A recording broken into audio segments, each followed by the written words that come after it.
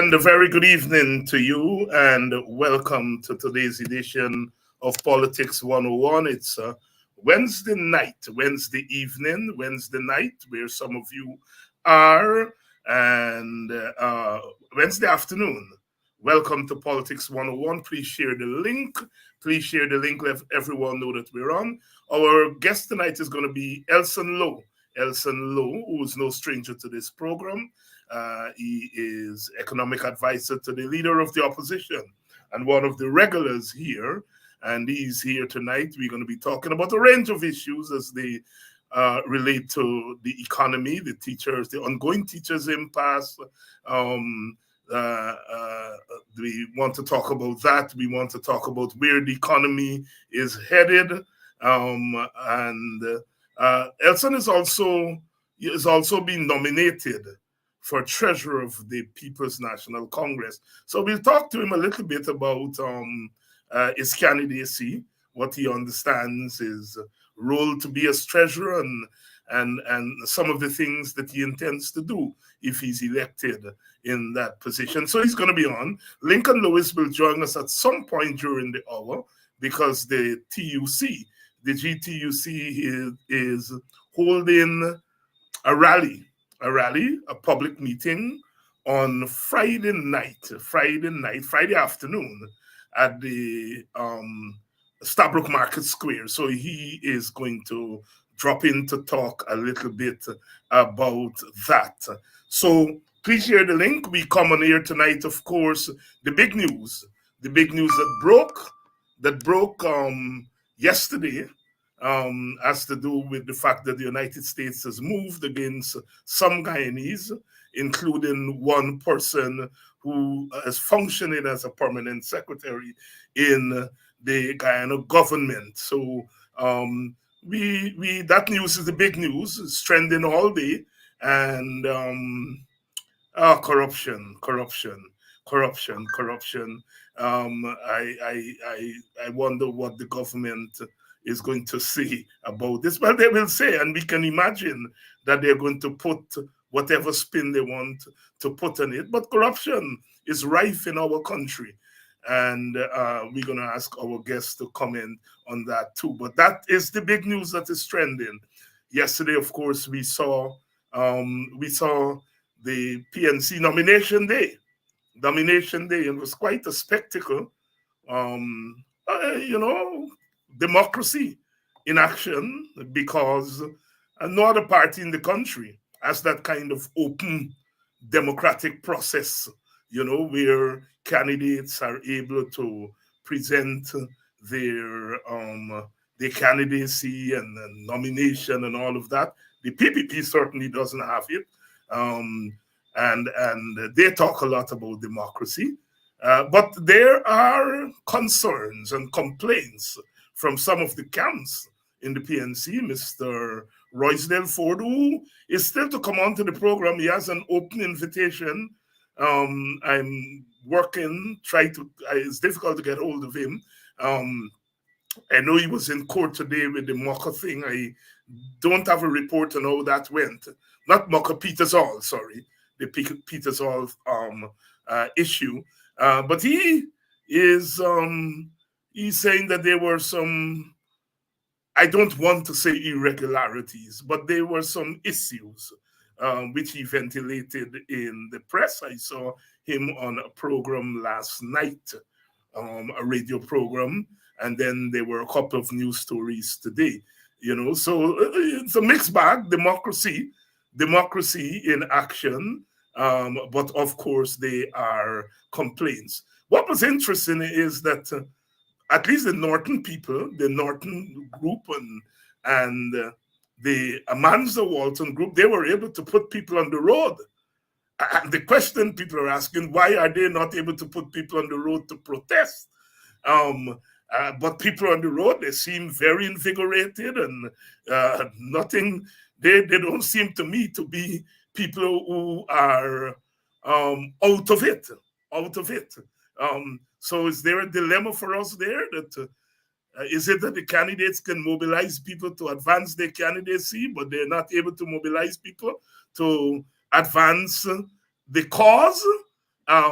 That's some questions. If I were journalist, I would be asking the candidates those questions. And if I were the candidates, I would be preparing to answer those questions. Politics, politics. The ship is sinking, however. The ship is sinking. The Americans indicated that they were concerned about corruption in Guyana. They had arrested the lady when she was passing through Miami, Florida. She came back. The government did not move against her, and then then the Americans moved, and the government moved. The more things change, rearrange, everything remains the same. But the ship is sinking. The ship is sinking. Corruption is rife. Maybe it takes the Americans to ring that bell. To ring that bell. It ought not be so. It ought not be so. It ought not be so. But the ship is sinking, Captain. The ship is sinking. The ship is sinking. And when the ship is sinking, you all know my position here. I do not want those people who are ruling us. I am not in favor of putting their heads on walls and all those kind of story. I'm not in favor of that at all. I want them to live. I want them to live so that they can face the music of justice, that they can pay for the crimes that they're committing against the people of Guyana. I do not want even for them to die of natural causes before they're able to face justice. I want them to go into those lockups that they're putting people like Kedaki, Amsterdam, and others into. I want them to go in there for their crimes. I am not interested in them being assassinated. Assassination is their tool, not our tool. Assassination is their tool, not our tool. And so I want them alive. Alive. Captain, the ship is sinking.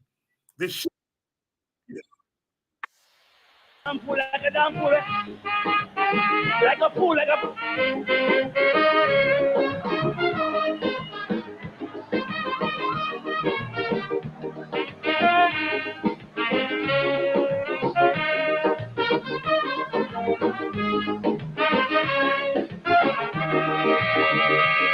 The UNC is shipwreck and leaky.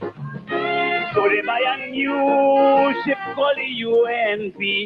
But with the same old driver, some man they call Bandy. Because the first ship to go straight. This man steering like a BNK. 50,000 US disappear. Union and ball corruption. Next to this she house for ammunition. Studama call, Ross Maraj ball, Lawrence Maraj shout up from behind a wall. Pandy, the jail is waiting. Pandy, all your thieves enough. Corruption in USC, so everything that already. All your fire treatment just ho. So we abandon ship. We not staying on it. And very slow, Pandino, Robbie say that you've got to go.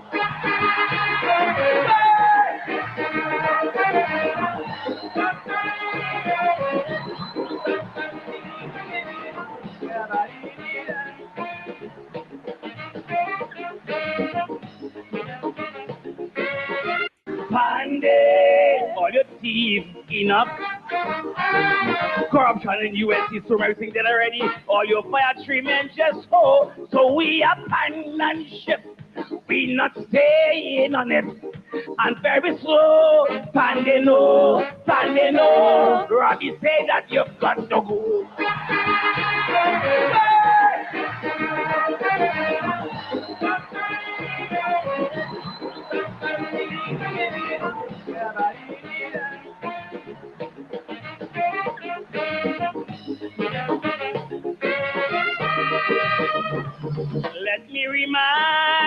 every single voter.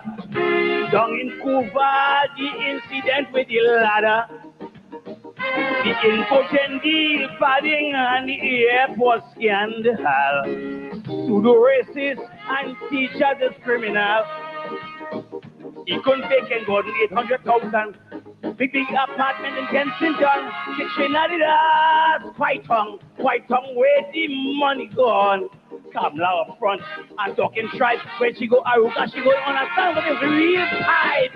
Pande, the jail is waiting. Pande, all it take enough. Corruption in UNC super signal already. All your fire men just go. So we abandon ship. We not staying on it. And very slow. Sunday no.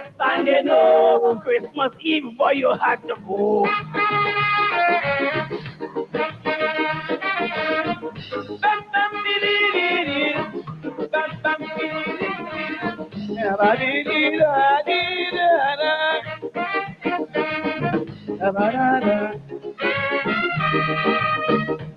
Since you in power, brother, is only bloodshed. Every day, 2 or 3 people dead. Prime ministers lived in the house peacefully. Nobody never kill nobody. Soon as you come with your big white head, Mother Sengo Griffith and set up bloodshed. A loose cannon is at large. A dictator is in charge. For corruption, you're going to be charged. You're going to get a cell phone close to damn glass. Bandit, the jail is waiting. Bandit, all it takes enough.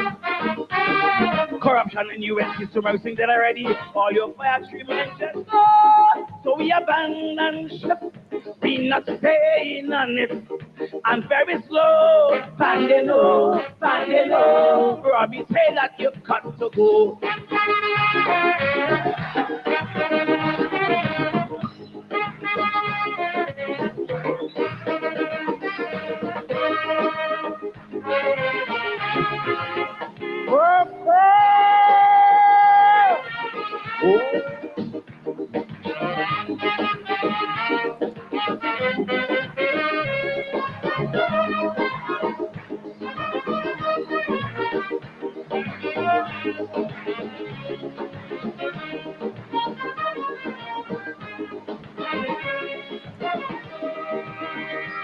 When Vince Lass and Griffith crossed the floor, UNC, the supporters raw. No 3 men leave you because of corruption. You call them names like Chakat and Nimakram. Let me tell you something, Pandy. You always want to do things your way. Ramesh was your good friend. You bring in Gillette and duck them. I find you fast, you're out of class. 6 years now, you're playing up in your mother. Pandy.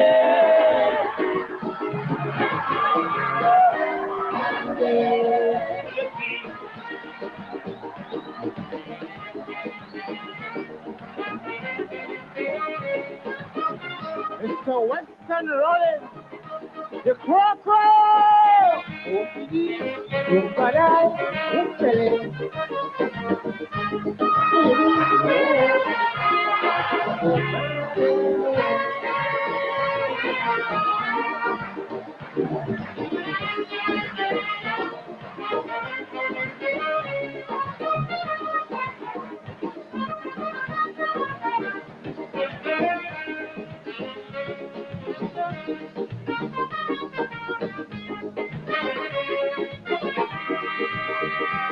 So much for people out here catching the nenen.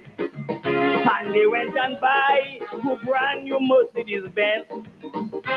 Lying and saying how he didn't know about it. Bringing the blame on his son-in-law Griffith. If Griffith do anything, then he hushing up him out. He must be doing other things he don't know about. I told him to go and drive in style. Was only for a short while. Put oil and gas, polish and thing. I know he had to give it to Patrick Manning. Manning, the jail is waiting.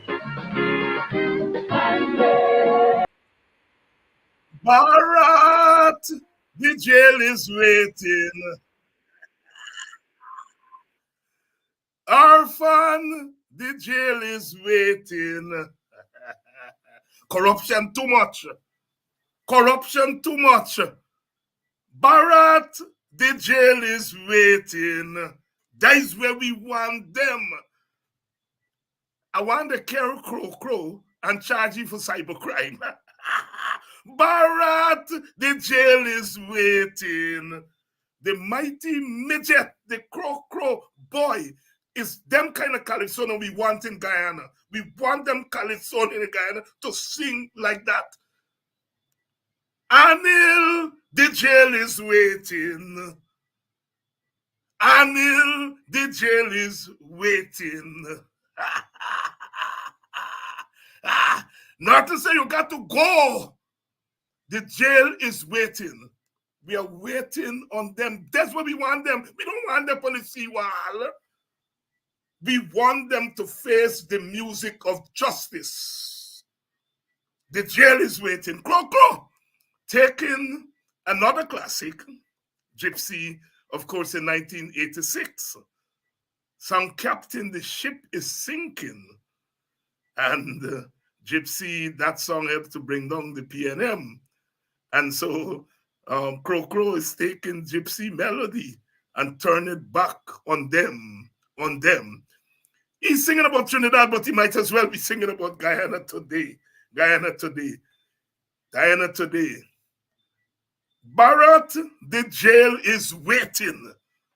And we want the same stink jail that you want to put people on. No, I do not believe in the politics of revenge. I do not.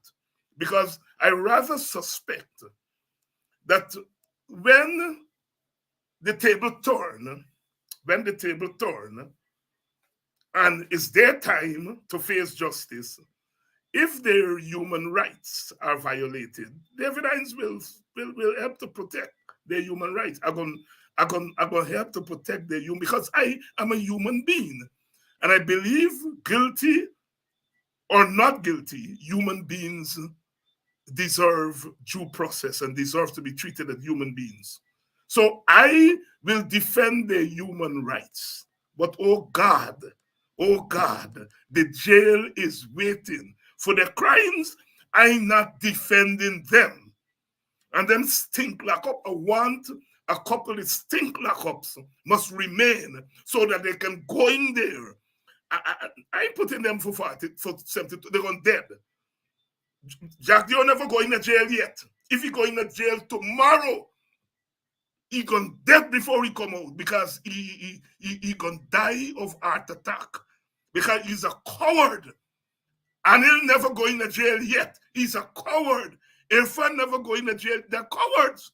They don't know what lockup and jail look like. So we waiting patiently when the tables are turned. When the tables are turned, they must go in jail. And we putting them in jail with common criminals. Just like they're doing people now. They put Kidaki in a lockup with 5 other inmates. We don't know who they are. We don't know how they meet in there. What somebody could have killed Kidaki in there. Anil, your turn coming. Pigasi Muma, why you mouth so long? Pigasi Muma, why you mouth so long? We Muma said, wait your turn to come. Your turn is coming. Their turn is going to be here. Good evening. Welcome to Politics 101. The corruption, the nastiness. You know, individual citizens are engaged in corruption, and I don't get into those kinds of things. But when a lady who's a permanent secretary and who's an official of the PPP, is so deep in it, it means the government is in it. Dr. Clive Thomas talked about the criminalization of the state. That is the state engaging in criminal activity. Orphan, the jail is waiting. Do you do? Do you do? Do you do today? Because Muna run till they catch 'em. Good evening, share the link. We're ready to roll tonight as we always do here. They ain't stopping the show. They're not stopping the show because we are going to continue to do what we always do. And you all know what I do here. I ain't want to lick down anybody. I don't want to broke up my country. I want to prepare those of us on this side of the aisle, prepare you all for fight. Because at the end of the day, power concedes nothing without a demand. So said our brother. Power concedes nothing without a demand. And I am in the business of preparing you all to make demands, to fight. I ain't one of those commentators who would say, hey, so why didn't get 10,000 people on the streets? I know better. You don't get 10,000 people on the street because I say so or somebody says so. You got to prepare people. And what we're doing is the preparation work. We are preparing here for struggle, for that moment. Because you see, I always tell the story. I always tell the story of Bading from a village. Cat eat out, drink out the milk. Or he think of the cat to drink the milk. His son been a drink out the milk. So he can't the cat. And he tell his wife, gatas, shut all window, shut all, and chink all creases. And he prepare with the big stick in the hand for go for beat a cat. A cat not get none way for run. Cat jump up on the 2 foot for jump on Bading. When Bading see the cat at home, he say, oh, Jesus Christ, got us. Open all doors, open all windows, and unchink all creases. After all, this a tiger family. When the corner Guyanese people, and Guyanese people have nowhere to run, they go do like a cat. They were ready for spring upon them. The struggle of the human beings. Human beings can take so much. At some point, human beings are going to respond in ways that God has given them to respond. And you know what? I am in the business of helping to prepare you all for that time. It could come tomorrow. It could come next week. I know not. It will come like a thief in the night. They know not. I know not. We know not. But what we know is that freedom is inevitable. Because like a cat, we'll go for spring pambading. A cat will go for spring pambading. Badding at the presence of mind to say, oh, Jesus Christ, let me open up. Let cat go out. These here don't have the wisdom of badding. So they think they can lock up and they can beat we. But like a tide from the heart of things, Martin Carter says, like a tide from the heart of things, inexorably and inevitably a day will come. If I do not live to see that day, my son will see it. And if he does not see it, his son will see it. And it will come circling this world like fire. It will come to this land and to every land. And when it comes, I shall come alive again and laugh again and walk out of the prison. Martin Carter is writing that in 1952. So relevant today. inevitably and inexorably, a day will come. That day is not a long way away. And what we are doing here in Politics 101 is getting you all ready. The worst thing that can happen is when you're fighting, you don't know what you're fighting against and what you're fighting for. And that's what we're doing here. We are saying to you what you're fighting against, what you're fighting for. We are building up. We are building up the army of the oppressed so that they can turn back oppression. All you hear me? Let's go. Let's go, because them young people will have to be leading that army. Them young people. Barrett, the jail is waiting. Anil, the jail where you're preparing for me and for others, that you're going to meet the same jail. And they got jail for chattery. They get jail for non-chattery. They get jail for oppressors. Orphan, you going down to buy. And like Black Stallion said, give me a walk with Peter. I'm going to stand by the gate when they're passing in. Look the one was said that the word Negro is no big deal. Give me. And the Black Stallion said, burn them, burn them, burn them, burn them. I want the charge Black Stallion and charge Crow for cyber crime. Because I'm going to use the calypso pan them. You know them old people say, no worry, me a sing pan shit. And we a sing pan them. We have always done that. We have always done that. Good evening. Share the link. All right. Big numbers tonight. We challenging we name again Mr. Duncan. You know, he's the big numbers man. But we coming to come. We coming to come. Let me bring in our guest because we're ready to roll. Young Elson Lowe. Hi, good night. Good to be back on. The other man in the village, he's a talk man. He's a talk man. And he said, I teach the boys to walk and talk, but not to talk to me anyhow. That wisdom is training us, the younger boys. His name was Bishop. And Bishop, he said, I teach the boys to walk and talk, but not to talk to me anyhow. He recognized that part of his job is to bring the young people through. And he always wanted young people to talk properly.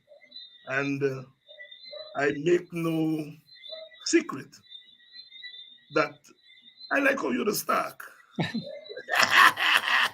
Well, thank you very much. I like how you're the Stark. I like how you're the Stark. And when we say talk, we don't mean chat. But you heard about there?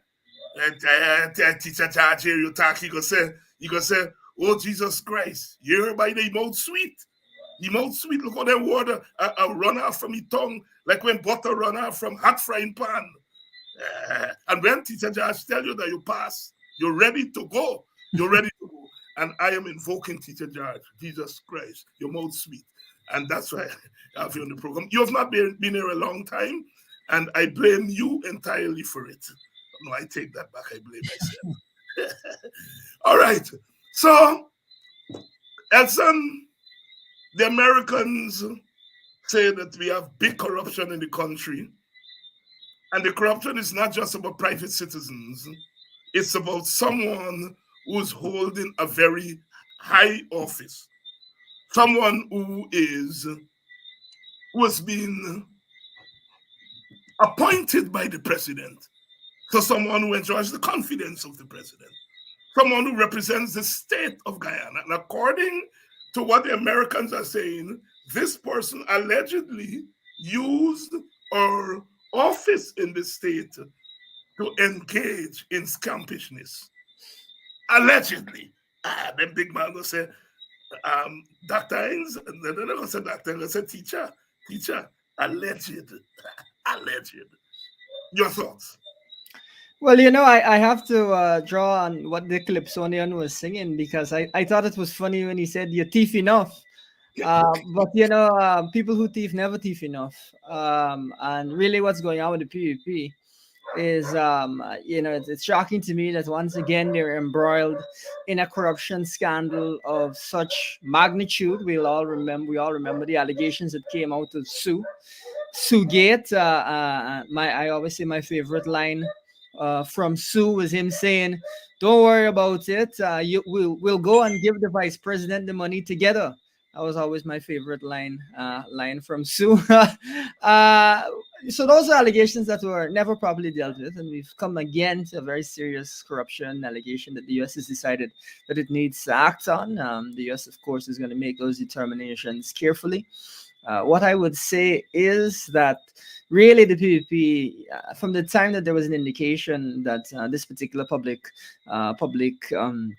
servant was on the investigation, they should not have just transferred her, but should have isolated her from her duties, because there's going to be questions now as to what she might have engaged in the past several months. I believe she was moved from Home Affairs to Labor, but still was operating. That's the first thing. The second thing I would say is the PvP is, I think, in a really tight position, a difficult position, because as far as the donations of monies to the party is concerned, really one of the attendant crimes that we could be looking at is the crime of money laundering. And so I'm pretty concerned that that's going to be something we have to look closely at as a nation. What I would say though is, let us really take a step back here and try to find the best way through what is obviously a very significant development. And I'd say the best way for the country. So what the government needs to do is to conduct a risk assessment, gather some legal advice. The banks need to conduct risk assessments and gather legal advice, and let's try and find the best way through this. We don't want this crisis to escalate and to bring in financial institutions, which of course the US mentioned in its release. Rather, we need to find the most orderly way to navigate this. So that's what I would say from a national perspective. But in terms of the PvP itself, and even the president, I would say, what we really need to hear from him and from senior PvP officials is whether they have received any monies from the individuals in question, and whether that puts the country at risk, whether that puts individuals within the PvP at risk of further sanction, and whether this is the first round of sanctions or there may be additional sanctions that come through for PvP officials who have also been who have received funds and may have been facilitating corruption. So there's a very real possibility that this is not done. So we have to keep our eyes and our ears open. We have to keep our eyes and our ears open, and the Americans have to be consistent. They've during 2020 they said that they were defending democracy. They said they were prepared to, and they were prepared. They did pick one horse, and they did impose some sanctions on some members of the APNU. We're looking on them here because clearly the government is involved. This is not attempted rigging. The Americans are saying, it is alleged, the Americans are saying, it is alleged that this government functionary used our government position or state position to aid and abet corruption. It is alleged. The Americans are alleging. And you are correct. We'll see what the Americans do, because they got to be consistent with being the police of our country and our region. The better police will. Now, you know what I want you to spend a couple of minutes doing, Elson? We talk about corruption all the time, eh? And we speak about it in moral terms. To thief people money and so on. It's immoral, but it has economic consequences, right? When you have that level of corruption, it has consequences for the larger economy. And if it has consequences for the larger economy, then it affects you and me and other regular, ordinary guys. Make the link here between corruption, large scale corruption, and its impact on the large economy, the macro economics of a country, in particular in Guyana. Yeah, absolutely. Really, even the U.S. release mentioned that the Guyana government had not received revenues as a result of this particular instance of corruption.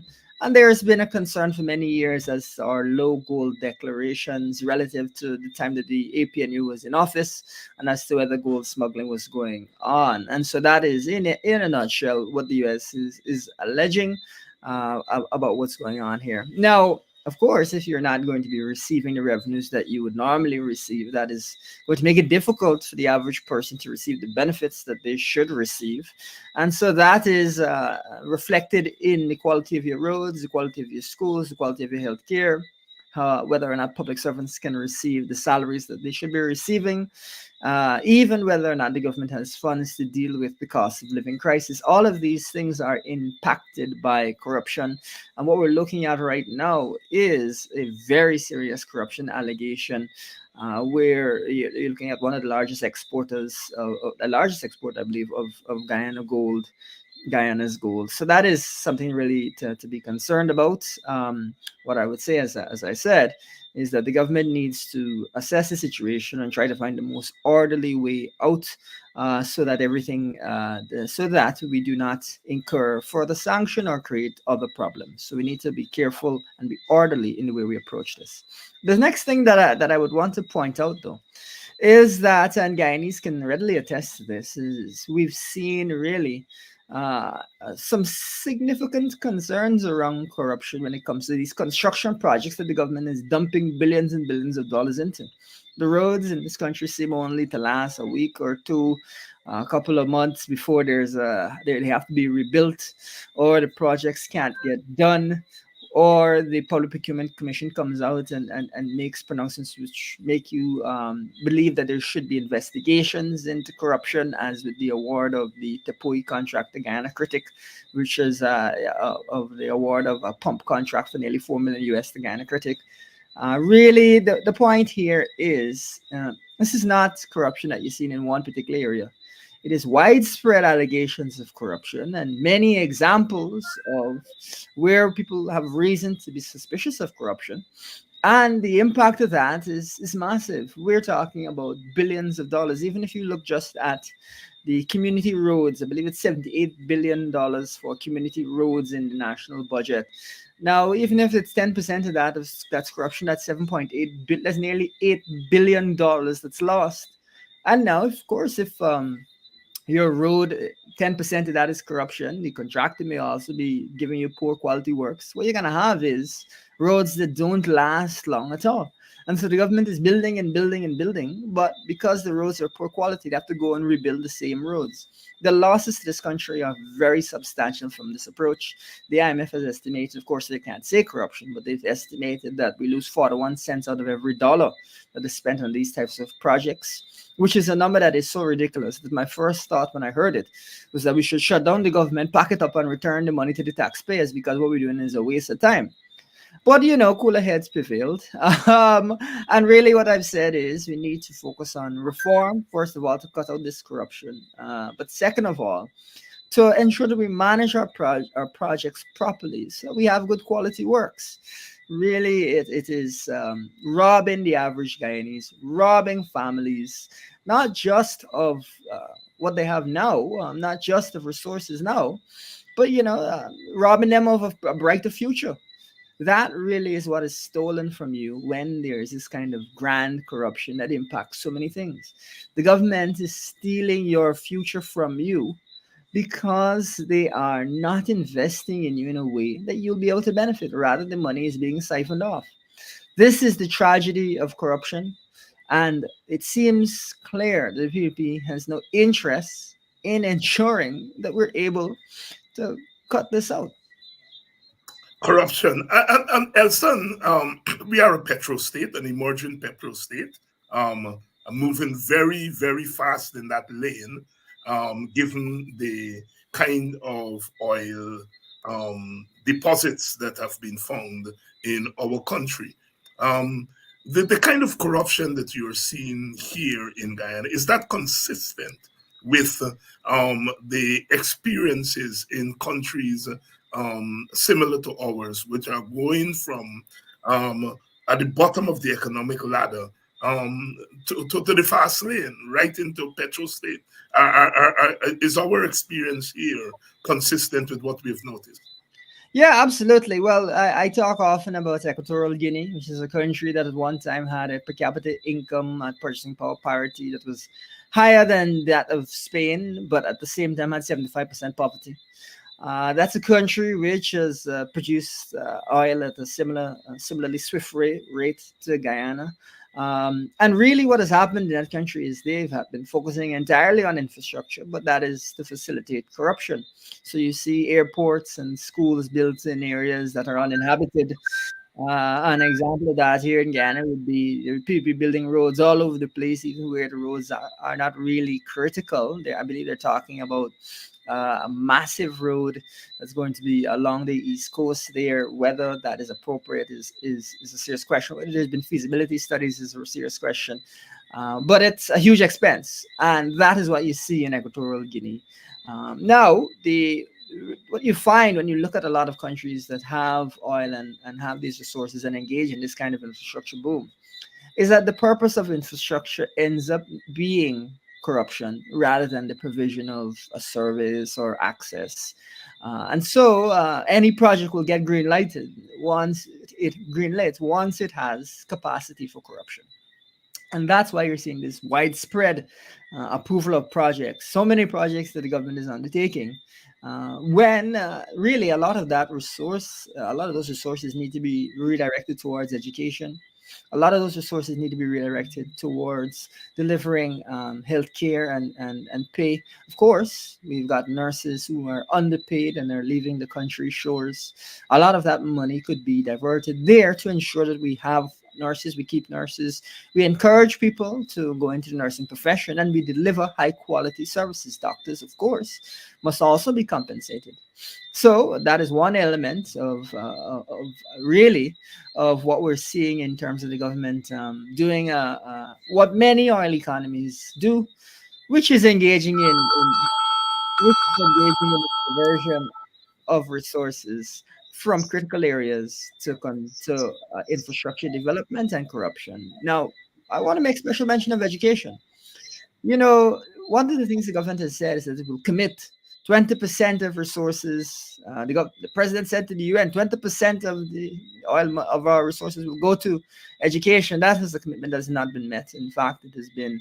Uh, uh, we've seen a fall in the share of the national budget that has gone towards education pretty consistently since we've started spending oil revenues. So that's the opposite of what the president really was promising, and we've never been anywhere near to the 20% number.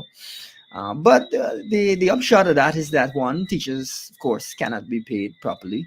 But two, Guyana's education system at the university level, at the tertiary level, at the secondary level, at the nursery level, and even at the kindergarten level, it has not been invested in the way that it really should be.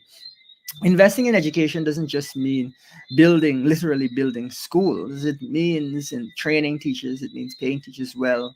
It means ensuring that, as an example, the University of Ghana can expand. The university is interested in tripling its enrollment, but in order to do that, it needs the resources to be able to expand. The technical and vocational schools are schools where we believe that there's a lot that needs to be done in order to expand them. That is not something the government has been focusing on.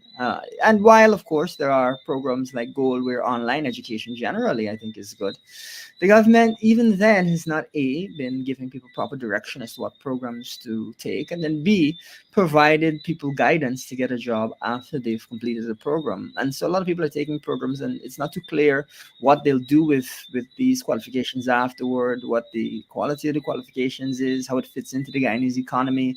There's a very limited focus on oil and gas. Even recently from the graduates, I think only a small proportion of the graduates who are in oil and gas related fields, even though you had thousands of people graduating. And so I thought that was really concerning.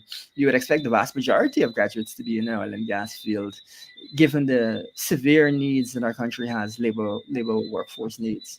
So instead of seeing investments into areas that are critical, what you're seeing is investments into areas that a lot of time are not critical. But the main thing is they provide opportunity for corruption. Provide opportunity for corruption. Elson Lowe here tonight. He is the economic advisor to the leader of the opposition, and we are talking about a range of matters here tonight, especially as they relate to the economy. I would like to say hello to all of you who have joined us, and we have a very, very full house here tonight. I want to continue to encourage you to come on to these programs as you've been doing for the last 4 years, because we are building up a critical mass. And as I said, the objective of what we are doing here is to prepare you for the fight that is ahead of us, the fight that we are engaging in right now. We have a government that is fighting down the citizens, is fighting down the teachers, is fighting down everybody. You see, and when they're fighting us down, we have to fight back. But when we are fighting back, we have to fight back with plans in our hands, and we have to fight back with vigor. We have to fight back with consciousness. And we are in the business here of building up our resources. You know, their time will come. And we want them. When the time comes. Want them when the time is. They must face the music.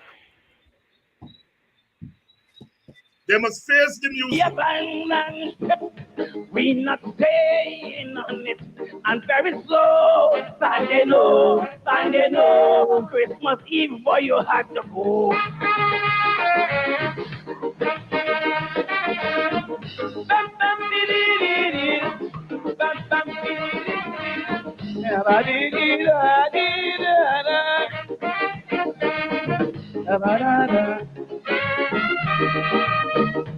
Since you in power, brother, it's only bloodshed.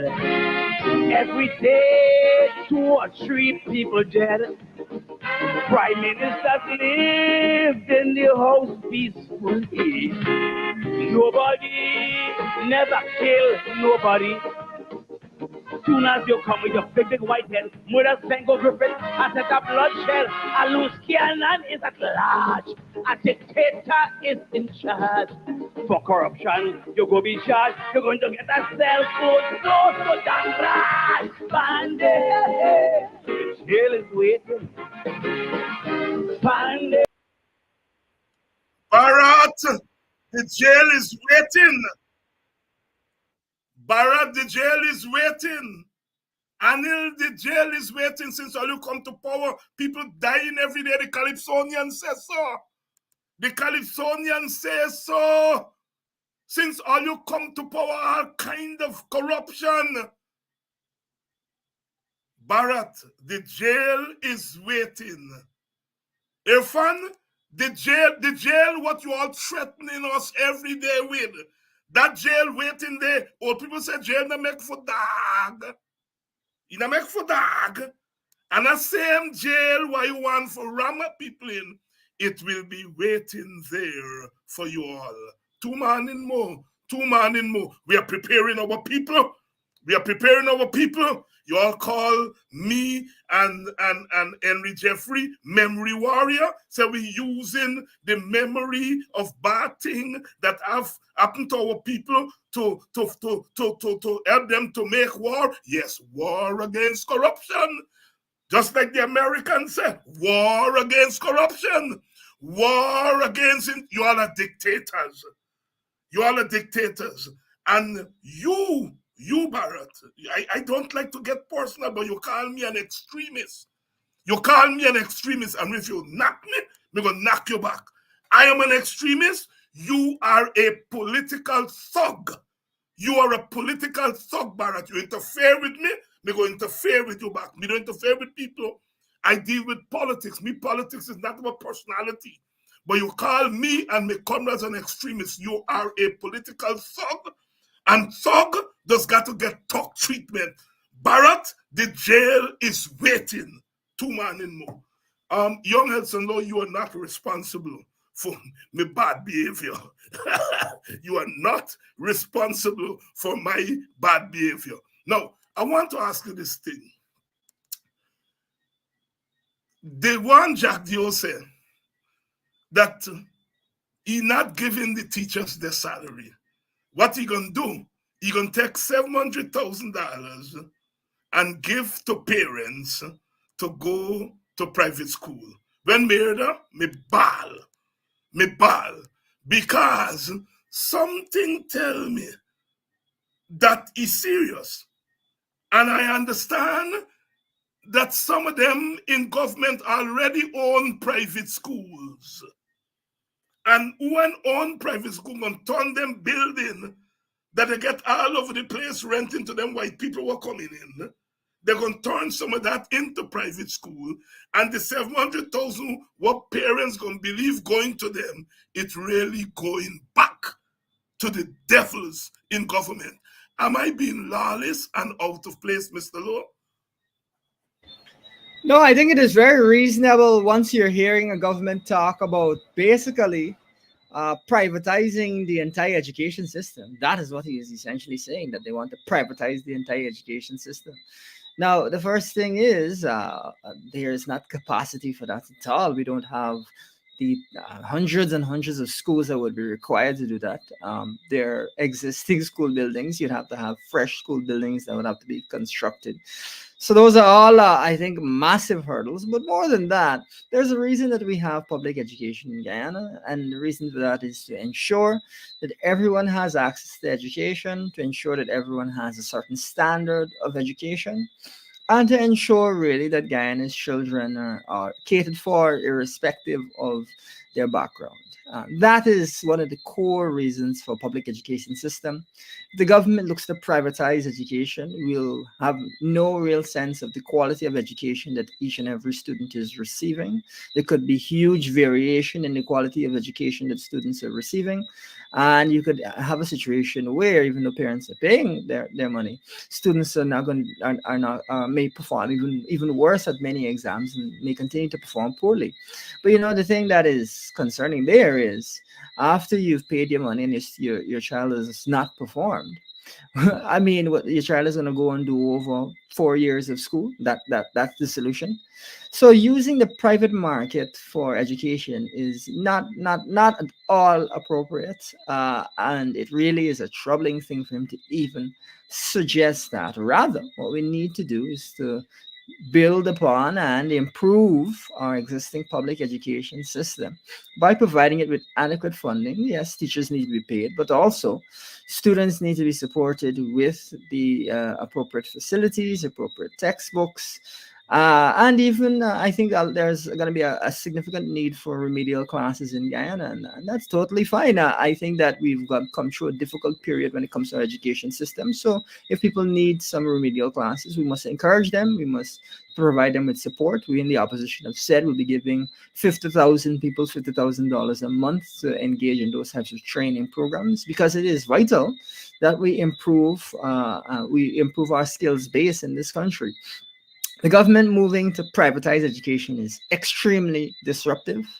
And on top of being extremely disruptive, might make the education system in Guyana much worse and much less equal. This must be opposed on all fronts, must be opposed on all fronts. But one of the things I also want to help people to understand, I think a few thousand people would have graduated with sort of like a GRE equivalent, and the education ministry was boasting about that and saying, oh, well, these people are now qualified people and so on. And I'm glad that they were able to get an opportunity to qualify themselves. However, there's about roughly 80% of Guyana's population that doesn't have maths and English. 80% against population.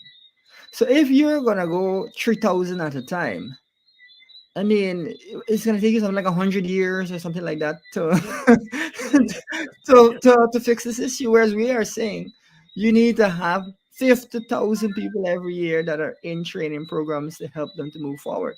And you may have 20,000 of those people in remedial programs, 30,000 of those people in remedial programs, in order to help them to gain the qualifications they need to be able to get skills, to get good paying jobs, whether in the oil and gas industry or other industries, or start their own businesses and so on. And Guyana has, according to the IDB, on more than one, it's consistently had either the worst or the second worst rate of adoption of new technology. Now, if you have a very poor education system, people are not equipped with the tools to be able to adopt technology, then it is entirely understandable that you'd be holding your economy back by not being able to adopt technology and develop technology. That is what is going on. It is sad. It is tragic. But that is pre-classic PUP, and I always point out that when Priya was last the Minister of Education, the pass rate in mathematics in this country at CXC, CSEC was 30 something percent. We went into office, we increased it to 40 something percent. We left office, they're now in office. It's gone straight back to the 37% that it was when she was last in office. I 37. mean, Go it's ahead. I guess 32% was the last mark. Yes, yes, yes, yes. Yeah, and that's a Priya special, if you ask me, a Priya special, because last time she was there, it was a similar pass rate, and when we were in there, it was far better. It is just disgusting. And they're fighting the teachers down. We are talking about illiteracy. The rate is about 50% of our young people are Functional functionally. literacy. There's very low functional literacy. If you ask Yes, the average Guyanese to write a paragraph, that yeah, for that paragraph to have no grammatical errors is unfortunately quite a task. Quite yes, a task. yes, yes, yes. Functional literacy. And look, when you look at a place like Cuba, you look at Grenada 1979 to 1983, they literally knock out illiteracy. It's not difficult. It's not rock science. You have to recognize the problem and you have to tackle the problem. Illiteracy is something that can be tackled. We have the tools that are necessary to do that. But those who are in power, I can hear them sitting at the little corners and say, "Are them black man? Are them black man? Look at them. That just right. Let me leave them there. Let them become illiterate." It's a kind of racism that is engaging their minds, a kind of classism, because a lot of them, their children, do not have to be part of that education system. I remember David Granger talk about education apartheid when he was president, saying that there is good education for some and bad education for others. And if you don't get education right, you can get nothing. You can get nothing else right. And that this government is strangling the teachers is a clear case of where their priorities lie. Their priorities are not about education. Elson, you Well, David, are, yes, go before ahead. we come off of it, I Yes, would go even further than that and say yes, that I think that they know full well the injustice that they're doing to not just the Guyanese of African descent, but Guyanese of Amerindian descent and Guyanese of Indian descent. To me, what is so troubling, if I say to you that 80% of Guyanese don't have maths in English, what that means is that there are huge numbers of Guyanese of Indian descent that don't have those basic qualifications. yes, And the yes, PUP has been in office for what, 25 or the last 30 years. And those same supporters that they may have in the community, maybe not. But a lot of those supporters are the same people who don't have access, who have not been able to get a quality education. One of the things I heard at PUP rally was that they're saying we don't speak the right kind of English and they're attacking us, but there's no problem. Now, let's be really clear about this. For you to get a job at a firm that is going to pay you well, an international firm, there's no right and wrong kind of English. You have to speak standard English. You have to be able to speak standard English to write standard English. Now, you can use non standard English in casual conversation, and I myself will do that all the time, no problem. But you have to have the ability to speak standard English and write it. Otherwise, you can't get those types of jobs. So, what they're doing by me saying those types of things is locking their supporters out of high paying jobs. That is what they're doing. So don't let them tell you that kind of nonsense. We don't speak the right kind of English and they're attacking us. They are preventing you from getting access to high paying jobs. We must consider it to be our duty, and I like to use this expression, our sacred duty as politicians to ensure that across Guyana, across all groups, across all classes of people, people have access to quality education so they can make their own decisions as to where they want to take their lives. It should not be that the PUP, by denying you access to good education, is making the decision for you that you can't have one of these types of quality jobs. Yes, and Elson, and you are not responsible for what I am saying here next. The vice president said very clearly that the PNC's investment in education and other such things help to pauperize black people, and that they are socializing people to make money. So they're saying to the Indian Guyanese supporters, unfortunately, that don't worry the education, and we're gonna make you make money. And let them black man worry with education, he pauperize them. Jack Dio said that, and I want to sue me and say he didn't say that. He said that what the PNC did, they pauperized black people by not getting them into business. So it seems to me that for the PPP, your model citizen is the citizen who hustle for make money and don't get education. It's a hell of a place Well, to it's put up. crazy. But Yeah, one of the key points, and of course, it is vital as Guyanese and as our economy grows, we have business skills, and that is something that we will emphasize as when in office. But it is also important for us to understand something. If our public servants do a good job, administer well, save the government money by running it properly, not engaging in corruption, auditing properly, because of the size of the oil industry, the gains from that are extreme. I just mentioned to you earlier in the show how by cutting out corruption, we could save 8 billion, 7.8 billion dollars. Just one example. It's pretty difficult for a Guyanese business to generate $8 billion of revenue. But you can save that by running the country properly. Now, of course, we want to encourage businesses to grow and to be able to generate that kind of revenue. But we cannot neglect that a role in the public service is more vital now than it has ever been in the history of the country, because the share of the economy, the share of the government's revenue passing through the public service is on another level. You have a concentration of resources in the oil industry and then in the sovereign wealth fund, which then passes through the hands of the government. So we need to invest in our public service across the board, hire people, bring in assistants, bring in consultancy firms, bring in people who can help us to manage, because the returns are extreme. And so, yes, business is important. We will push it. We will emphasize growing Guyana's economy, non-oil economy. But we must also understand that it is a lot easier for us to generate $8 billion by cutting out corruption, managing projects well, and so on, than it is for business to start from scratch and generate $8 billion.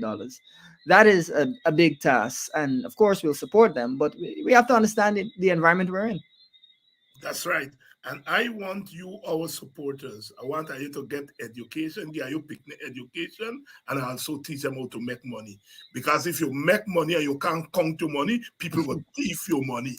So you must make money, but you must be able to count your money and invest your money properly. So I want you all get your picnic, must get education, and you all must also learn how to make money, both are too, as we would say in Guyana.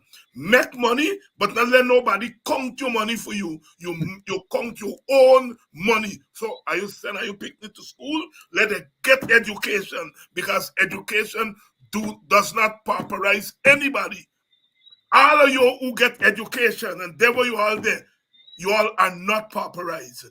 What Jadio want to do is to tell you all children, don't go and get education. Hustle of $10,000, of $40,000, of 50,000. He want to turn you all children into hustlers. But so long as you have people like me and Elson and other people, we gonna teach you all the right thing.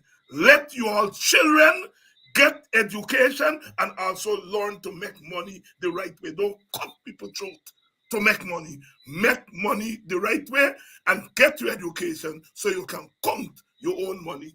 Sisters and brothers, we are doing it tonight. Young Elson Lowe is here. I want to say hello to all of you. Some of you I ran into at events in the last couple of weeks. Sorry, on Friday night I had to rush out because we had Politics 101. I couldn't talk to um, all of you who wanted to talk, but I'm around. What we just call it, a long leave. Long leave. And long leave mean a day. Nobody go run me from my own country. Me papa must nyam, me picnic must nyam. I man ban ya. I na leave ya. For God, no way. No way. Me pata bail me belly go full ya. If I have to leave, it's only to go for a short time and to come back to be in fun. The jail is waiting, by. The jail is waiting. Don't let nobody put wrong thing in your head. Nobody want to put your head on no see wall. Nobody want to put your head on they're fooling you. Them fool you, orphan. Where we want you is in the jail. Orphan, the jail is waiting. Don't let Anil and them put your belly pump plimpla for tell you people want to put you up on sea wall. Nobody want to put you up on sea wall. Where we want you is to face justice and to go in them stinking jail, them stinking lockup that you still get and you want to put people in. And you know what? David Hines will see to it that justice is done, that your human rights is protected. But oh God, all them Allah that you make them mama and daddy Allah, you go Allah 1 million times. You never spend 1 day in jail. 1 day in jail. You will see what the inside of a jail look like. And you know what? Stop. Stick broke are your ears? Stick broke are your ears? Well, if stick broke are your ears, you go take what the doctor order. And me's a real doctor. The doctor is saying, Irfan, the jail is waiting. Is waiting. My brother, you are running for office. You have been nominated to be the treasurer of the People's National Congress. I understand you have got about 180 odd nominations and so forth. I don't want to interfere in PNC business because I'm not a PNC member, but the PNC is a national party and you're a young man. What do you understand the treasurer of a political party? No, I'm not talking about a treasurer for a penny bank club, right? Or a treasurer for a sports organization. We talk about a treasurer for one of the two largest parties in our country. What do you understand your role to be? Well, thank you very much for the opportunity to just chat a bit about this. As of course your viewers will hopefully know that we have the PNCR's Congress coming up at the end of this month. Let me first of all start out by saying to all those who nominated me, whose groups nominated me, just thank you very much. I really appreciate your support, and I'll do my best to live up to your expectations going forward. One of the other things that I want to mention as we chat a bit about this is that this is the second time that I'm running for treasurer, and the last time I ran, I didn't get the post, but I committed to working with the leader, to working with the party, to providing whatever I could, because of course, just because you lose, it doesn't mean that you should throw as we say in Guyana, you pick up your bat and your ball and you're gone. No, you have to be more mature than that. You have to be more thoughtful than that. And you have to continue to try and provide assistance because we're all in this struggle together. And to that end, I've been providing assistance both to the Central Executive Committee and to the leader, including having presented financial papers and so on, and discussed that with the Central Executive Committee, and having assisted the leader to help the party to be able to meet its financial needs. I've been doing that since the last Congress, and I'll do that even after this Congress, irrespective of who is the treasurer. Now, that's the first thing I want to say. The second thing that I want to say is, of course, we have an election. We have an election coming up. We have an election to win. So I will help to ensure that the PNCR is appropriately funded for that. But Mhm. also, I want to convey to businesses and to individuals across Guyana that really you will be far better off under the coalition government, with the PNCR, than you would be with the PEP. And to that end, really, your financial support will be appreciated. But we also, we want to make it clear that, unlike the PEP, who is all about corruption left, right, and center, we understand that really we're in an environment where there is no need for this kind of sneaky backdoor corruption the PEP is accustomed to. If we govern this country well, if we use our resources well, everyone will be in a better position. And those who have contracts right now will still have contracts, and those who have business interests will still have business interests. We will see a society in which people are working together rather than us fighting amongst each other, because our interest is in the betterment of Guyana, improving Guyana for all Guyanese. And you can rest assured that as treasurer, I will push for policies, and you would have already seen me talk a lot about economics over the past couple of years, that ensure that businesses and individuals are able to really flourish in this country.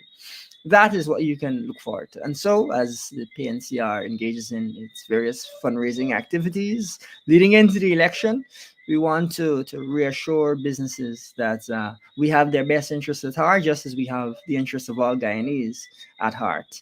Even when you look at some of our anti-poverty policies, what they will do is they will increase real estate values, they'll increase the value of businesses, because then people will be able to consume who are right now unable to consume. Their income levels are too low and so on. So businesses in Guyana will perform very, very well under the coalition government, rather than the PPP, which is stashing the money under the carpet, in the pillowcase, under your bed, and denying really Guyanese the opportunity to spend that money, circulate it in the economy, and benefit both Guyanese businesses and consumers. So, as treasurer, that is going to be really one of the things I'll go out of my way to help Guyanese to be clear on, businesses to be clear on, so that we have really sort of a good understanding of the direction of the country going forward. Now, the other thing that I want to mention when it comes to the treasurer role is I want to ensure that there's more structure, that there's more clarity going forward in the role. Unfortunately, given that we had a treasurer who resigned, that has not been the best thing. And so I want to ensure that we have a robust structure in place going forward. And that, I think, will be in the interest of everyone in the party. I would hope that those of you who've heard me speak before will have confidence that I understand the nature of the task, the seriousness of the task. Obviously, that I'm familiar with finance and so on, and that can be of service to the party. That's what I generally had to say.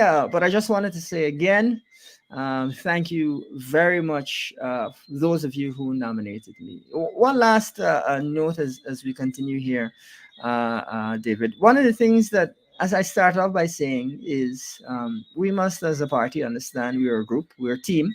And so, even though I wasn't the treasurer last time, I still assisted the leader, assisted the CEC. What I have to say is, on the other end of it, it is to me really a positive sign that you've got a leader who was willing to get my assistance, even though I was not his candidate for treasurer, who was willing to work along with me, even though at the last Congress I was not supportive of him. I told him, as well as I told former leader of the opposition, Harman, that my support of either of you is dependent upon choosing the right policies and ideas and the right approach.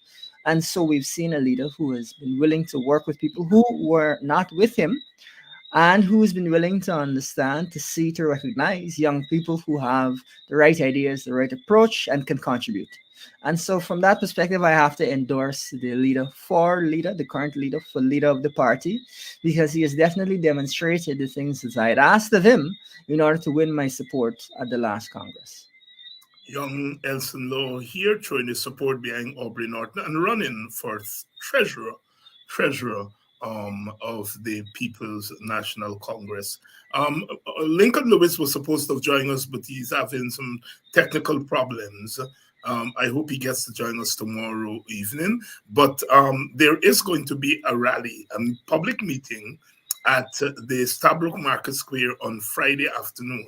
I think it starts at 5 o'clock. On Friday afternoon, a public meeting by the Guyana Trade Union Congress, and the public meeting would be in solidarity with the teachers. So the unions that make up the TUC would be having a public meeting at the Market Square, Stabrook Market Square, Big Market, on Friday afternoon at 5 o'clock. Those of you who are in Georgetown and the surrounding areas, please turn out to that meeting. Lincoln should have been on tonight to speak more about that initiative. Unfortunately, he's not been able to come on because of technical problems.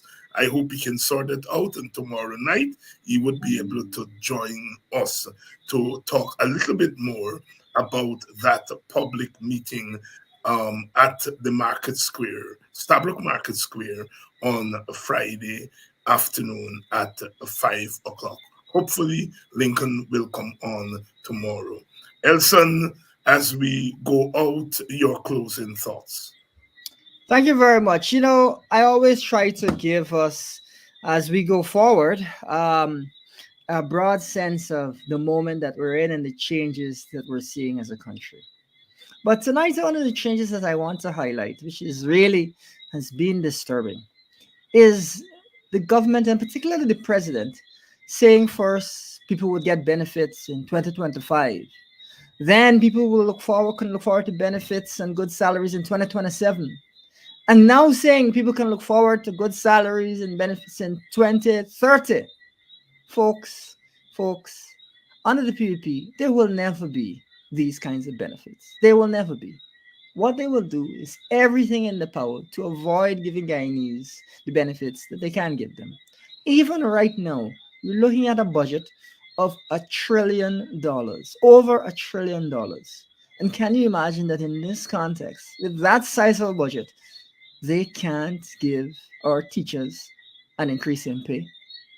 If they can't give the teachers an increase in pay with a budget of $1 trillion, you think with a budget of $2 trillion they're going to give these teachers an increase in pay? It's not going to come. And that's why they keep pushing back the timeline, hoping that Guyanese will be led astray by this kind of propaganda. To me, it is clear that the government's priorities are elsewhere. I think you're seeing here from the US that corruption is clearly a priority of this government, that these allegations must make us very concerned about corruption. And I think that really we must, as a country, decide for ourselves that we have had enough of this. It is not going to get better under the PPP.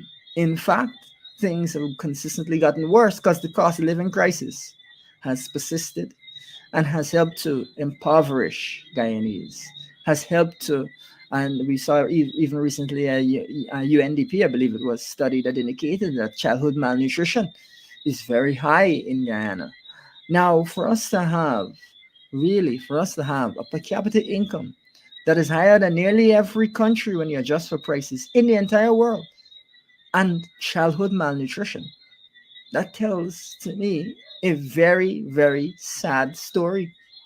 For us to have a country that is producing more than twice as much oil as Trinidad in the boom times, huge amounts of oil, billions of dollars in revenue, US, in the sovereign wealth fund, in the natural resources fund, billions of dollars.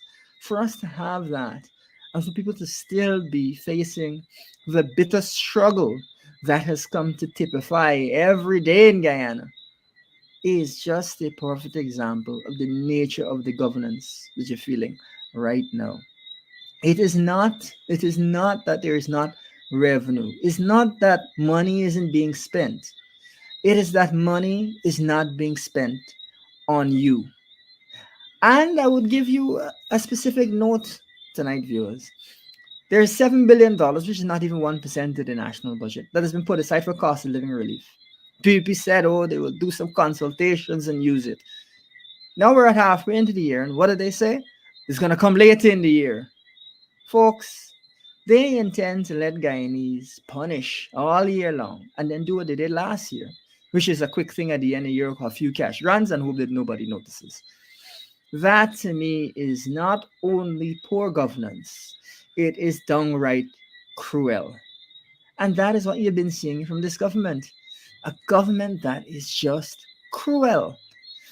That to me, well, what I would say is we have to look at the situation and we have to ensure that our votes, our energy, our focus, our optimism is with the coalition, is with the PNC, and I know the WPA will have its say as well. We have to ensure that we are in the right track here, because the wrong track is not looking like it's going to lead you anywhere other than pretty misery. Misery. Elson, as always, thank you, my brother, for coming on and to share your perspectives, your wisdom, and your knowledge with us. Our audience is more informed about how the economy and governance in this country operate than when we started. Thank you much. Thank you. And thank you all for staying with us another evening, another night, another afternoon. We are all in this together.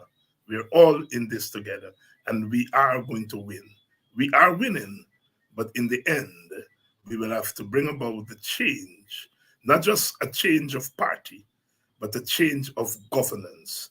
A change of governance. Give thanks to all of you who stayed with us. Tonight is cricket. I think they're starting in a couple of minutes. It's the West Indies versus New Zealand, and they're playing in Trinidad. It's a critical game for the West Indies. So those of you cricket fans, please support our team. Rally around the West Indies. There is politics, but like everything else, cricket goes beyond the boundary. I'm going to see you all here tomorrow evening, and we're going to continue to do it. We're going to continue to do well and to do good by our people.